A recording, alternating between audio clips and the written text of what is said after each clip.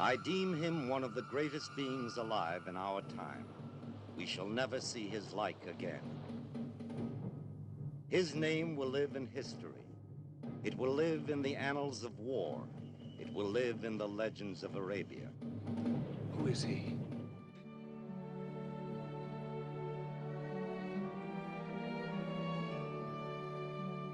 Thomas Edward Lawrence, also known as T.E. Lawrence, or Lawrence of Arabia, in many ways is the epitome of the British Empire. He was born to parents of Imperial Britain, his father of Anglo-Irish and his mother of Scottish descent. He grew up in Oxford, the heart of Britain's intellectual empire. He was trained as an officer while at university and rose to fame serving the British military in World War I and after.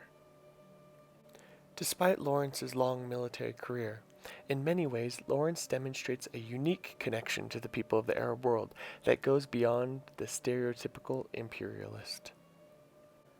Prior to his rise to fame during the Arab Revolt of World War I, Lawrence spent over 5 years working as an archaeologist in the Middle East, largely at Carchemish in modern-day Syria, which at the time was within the Ottoman Empire.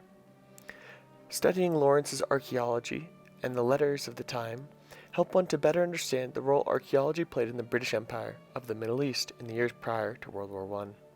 The first finding is that archaeology was used as a form of competitive imperialism, allowing European empires to compete in theaters beyond that of the battlefield. The English have a great hunger for desolate places. I fear they hunger for Arabia. Britain's principal imperial competition in the region was largely comprised of the French and the Germans, both of which were brought to the region by Germans' planned Berlin to Baghdad railway, which passed directly through Carchemish. This railway brought German and French engineers, as well as intellectuals and archaeologists that sought to compete with the British for archaeological intellectual property, as well as the loyalty of the local labor force. About my people and their weakness and the need to keep them weak in the British interest. And the French interest too, of course. We must not forget the French now.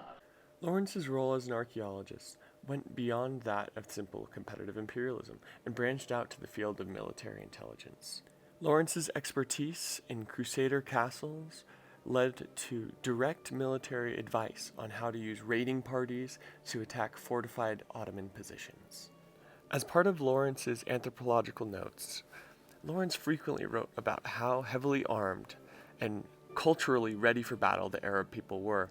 This served as somewhat of a warning sign to the British. However, Lawrence also noted that the British would be able to defeat them. I carried 23 great wounds, all got in battle. 75 men have I killed with my own hands in battle. I scatter, I burn my enemies' tents. I take away their flocks and herds.